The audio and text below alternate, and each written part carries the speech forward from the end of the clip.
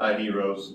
We're going to go over the Philips V60, which is our BIPAP unit that we have here at the hospital. We actually have two of these. One is located in the across from the nurse's station, the storage room there. The other one is located down the hall in the little conference room. It's a little ante right in front of the conference room there. We have it plugged in. This is our BIPAP unit. When you find it, it will have a cover over it. You take that cover off. You've got an order, so you want to check your orders, make sure you see what you're needing to do. Somebody's needing it, obviously. So we're going to take this unit to that patient's room or to the emergency room or wherever it's needed. We remove that top cover. It automatically has, it should be dressed like you see right here. It has a filter on the exhalation port. Right here is the, on the ventilator port right in front. And we also have a pressure line here. Also on this other end, we have a filter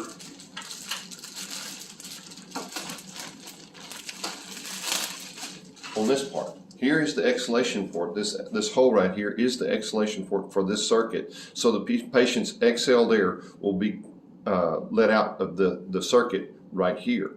So that's why we have this filter on this side. So we have the mask over here, so all the patient's air will be filtered before it goes out into the air. Just in case, we don't know if they're COVID or not, so we want to protect ourselves.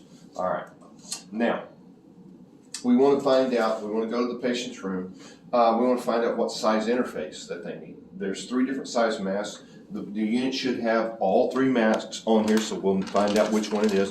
There'll be a small, a medium, and a large, and they're all designated by a letter on the front, small, S, M, or L, okay? Now, when we get ready, I've got one open over here. We're going to turn the unit on, power it up, and it says on or shut down right here. And I'm going to silence the alarm.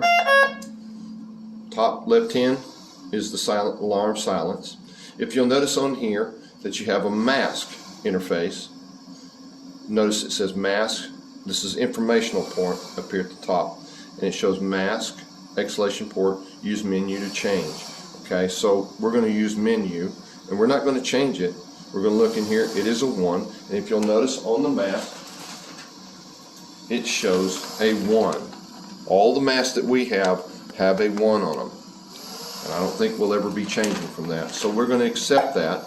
Now the exhalation port looks like this. So this is exactly the exhalation port, if you'll notice right here. So we're going to press accept, and that accepts that. Now, right now we're running on battery. There's many times when I'm going to, especially if it's an emergency and we need to set up a BiPAP on a patient, on the way there, I will make sure that all the settings are set to where we need. We have a rate, or of IPAP of 10, EPAP of 5, rate of 10, accept, and FO2 of 100%. Okay? Right now, there's no oxygen running into the machine because I don't have the tanks plugged in. But when I get to the patient's room, I will plug the power plug into the green outlet over here, and I will plug the flow meter into the wall. Now, most outlets in this hospital will already have a flow meter plugged into them. To remove that flow meter, you simply push in on the flow meter, push down on the green tab at the back, and pull straight out. It will pop right out in your hand, okay? To place this in, you have the 2 pins. We line them up and press, and it locks into place. Now we have oxygen and we have power to the unit, so it's no longer running off of battery. I'll hit the alarm silence while we're getting set up. Now we need to have the patient set up with the mask. We need to know what size mask to fit the patient. We have 3 different size masks, so there's a little fitting guide that comes with each mask. You simply tear out the little plastic inserts, and if you'll notice here, it shows the eyes, and shows the bridge of the nose and the mouth to where it's fitting size. So I place the mask over here. That's a small, too small for me. Medium, just still a little bit too, it's down on the bridge of my nose. Couldn't quite get there. Large fits perfect. So I will select the large mask. Okay? That way, you take it out, it has a little bag over the mask itself. The Velcro straps are already currently on the mask. You also have these quick connect tabs. If you'll notice the little clip, it fits right in here like so. When you first get it, these will be down further along around this tightness right about there. Okay, so we want to loosen one of these. We never want to place a BIPAP on someone who is unconscious unless it's going to be monitored constantly. If the patient throws up in the mask, that can force that air can force that right back down in aspiration. We don't want that, okay? So it's very important that you monitor your patient if that patient is unconscious.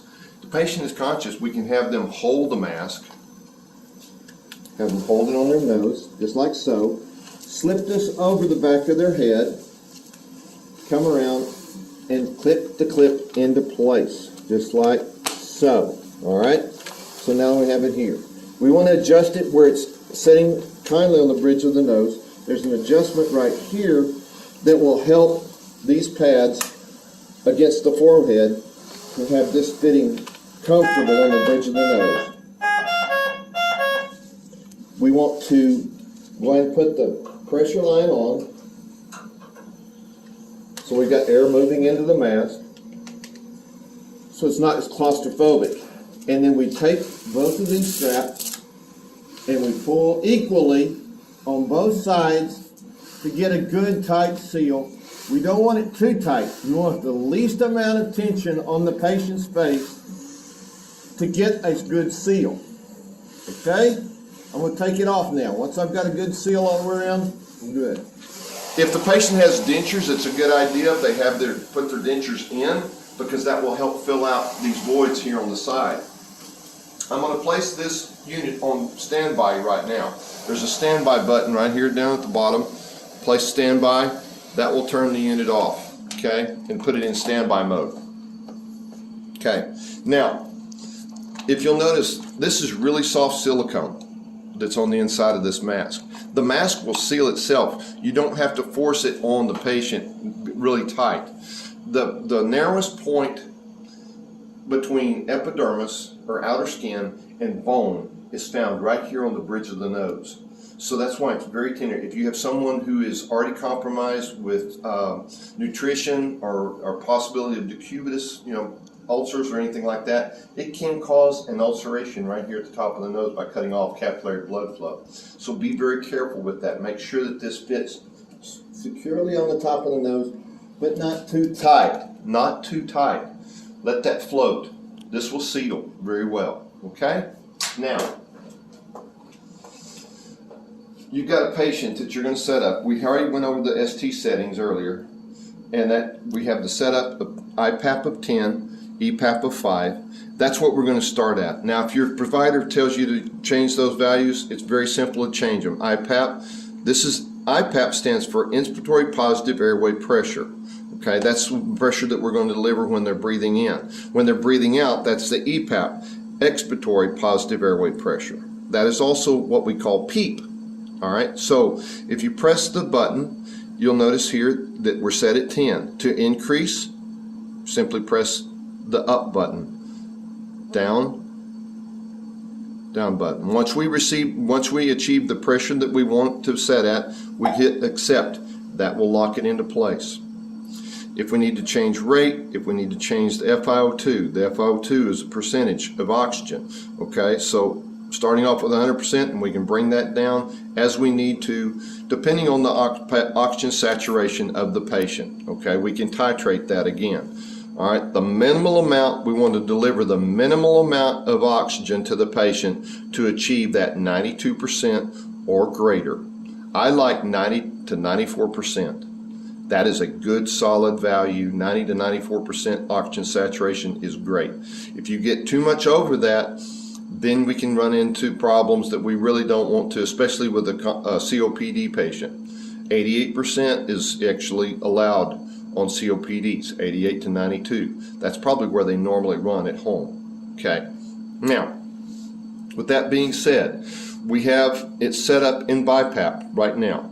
The modes: batch, ST. This is where you'll find the unit when you find it in its storage place. It will be set up as batch ST. That is BIPAP. Okay. When we do that, activate batch, change. That leaves it in that batch, that BIPAP ST mode. That's what we're looking for. All right. Now, you've placed it in standby when the patient needs to take their medicine or they're wanting to eat their breakfast or whatever, and we just placed it in standby, and you see where it went to standby mode. To restart it, the patient simply has to place it back on their face, or you place it back on the patient's face, and they take a breath. And the unit automatically begins.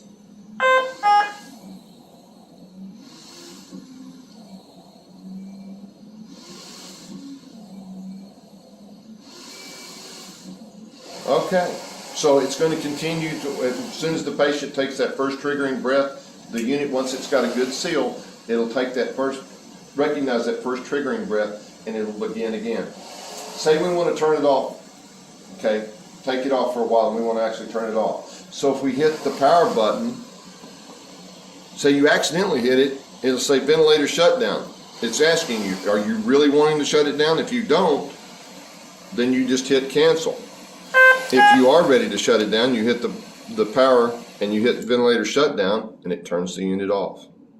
Okay, now we have patients that need nebulizer treatments. I'm going to turn it back on. Guess what? I don't have to change anything because it's going to come back exactly like it was. I'm going to do the alarm reset. I do have to do this though, because the informational messages here came up. I will need to go to menu, go to mask port, say accept and accept to get that off the screen. Other than that, everything is exactly like it was. Nothing, you don't have to change anything. All right. Now we've got a patient on therapy, and the doctor wants updraft treatments. We had some confusion as to where this port will go. This is called a valve T adapter, where your nebulizer will actually fit right into the bottom of this to deliver a nebulized treatment. If you have a COVID patient and you're doing a treatment, we want to place this in line distal to this filter, because this filter is in front of the exhalation port. Okay? So if the patient is, if you put it on anywhere on this side of the circuit, it's going to hit this filter and stop, and the patient will not receive any of the medication. Not only that, that's just not going to happen. That's not going to work. So we need to put it on this side so that when the patient breathes the nebulized medication, it will be delivered to the patient. And also, all the exhaled air will be filtered prior to the exhalation port. All right? Now, say you've got a patient in the emergency room and you need to transport them over to B1. Okay? This unit, as you saw a while ago, is battery operated. Okay? It will turn on without it being plugged in. It has a battery reserve. Now, you have to do oxygen between here and there. That's the thing about these.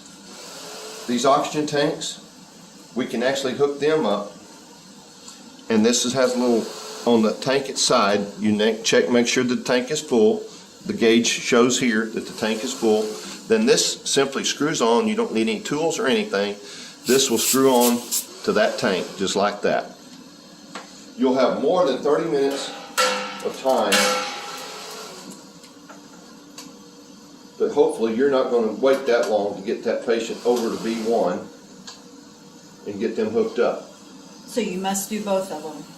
I would do both of them simply because of the fact you have that you have twice as much oxygen running. Okay. Now then, you will not lose your 100% FiO2 when you press in and disconnect it from the wall. You're still delivering oxygen. You can unplug it.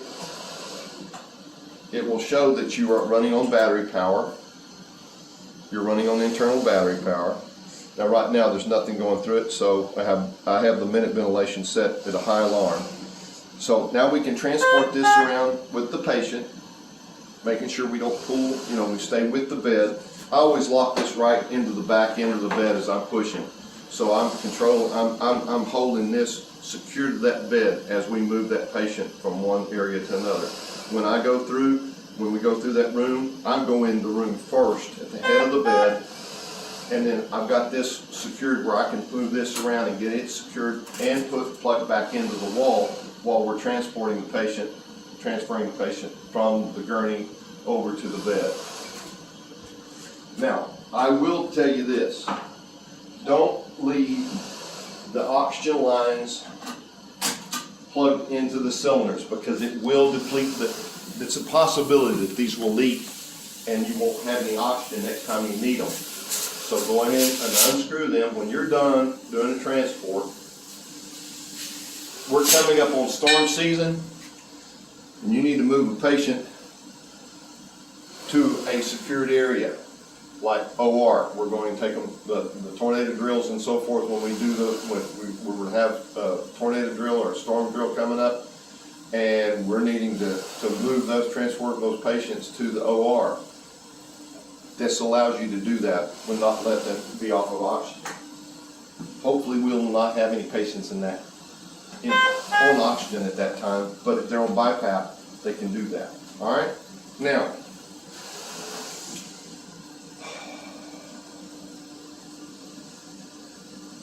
the nebulizer, I know I talked to you about that a while ago. When it's plugged in here, you also run the nebulizer back over here to the flow meter, run the flow meter at 8 liters per minute. When you get done with that, you turn that back off. All right? Now, your patient is done. We're done. We're going to hit the power. Chart. Thank you. We're going to shut it down, turn it off. All right? Now, we won't leave this in the patient's room. Say they're doing much better. I don't want to remove it from the patient's room right off the bat. I want to leave it in there for a few days. If they're in the COVID room, we can take everything down. I'd like to have this zapped before it comes out, or if we can, as soon as possible. But right now, I want to go over something with you that's what Kim was talking about. What we chart on the patient. All right. Kim's been working with me really good, and on the assessments in the Centric, we can actually chart now. Everything is right lined up like this under the assessments. Just type in BIPAP or BIP in the assessment search, and it will pull up our EVGH, RESP, BIPAP. Okay, but it'll pull it up. It has the date. You'll put in the date, the time, the mode, which is BIPAP or ST. You can place it right in there.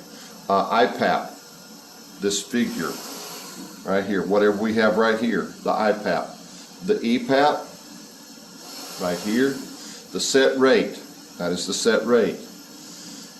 The PS, this pressure support. Pressure support is the difference between these two. So this is the supporting pressure that we're giving between the EPAP and the IPAP. So our pressure support for 10/5 would be 5. Okay? The I time is noticed right here. This is the inspiratory time, how long it takes for that breath to be delivered. And the FiO2, which is right here, the percentage of oxygen being delivered. AVAPs we're not going to cover today. Monitored, what we want to look at the patient. And we want to do this minimally every 4 hours. Minimally every 4 hours. We want to record their heart rate, their respiratory rate. The respiratory rate is going to be shown right here.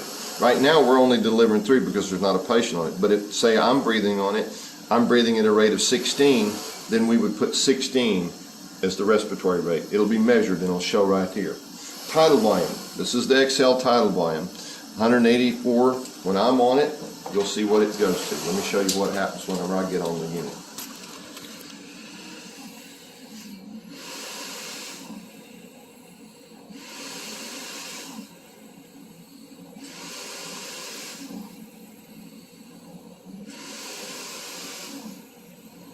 Okay, so you see, you have tidal volume, you have the VE, that's the next monitor. VE, that's minute ventilation, that's usually the rate times the tidal volume. And the PIP. The PIP is right over here, that's peak inspiratory pressure. We also want to record the alarms. The alarms are set right here. If we touch that tab, we'll show the high rate alarm is 40, the low rate alarm is 5, the high tidal volume is 1800, the low tidal volume is 50. The high inspiratory pressure is 40, the low inspiratory pressure is 5. These are all located right here on this chart exactly as they come down the line. The low VE, that's the low minute ventilation, is 2.0. And the low inspiratory pressure time, that's the apnea, cessation of breathing, is 20 seconds. So, this is all set up. You'll have your initials right down at the bottom. You keep this with the patient's room, in the patient's room, unless they're COVID, then you can keep this right outside the door. Once we have the set parameters done and the alarms done, they are recorded per shift. The rest of it is every 4 hours. But if you change anything, then you want to make a notation of the change and you want to circle that change. The monitors is what we check every 4 hours and make sure that the patient is comfortable, make sure the mask is good and sealed. You do not have a high patient leak. Right now we got way too big a patient leak. We like to have that under 50, okay? I like to have a patient leak under 50. All right. Thank you so much for all you guys do. If you have any questions, I'm going to be helping out, stopping by. Even the night shifts, I'll be doing film. But if you have any questions whatsoever, please don't hesitate to ask me. I thank you very much for all you do. Thank you, heroes.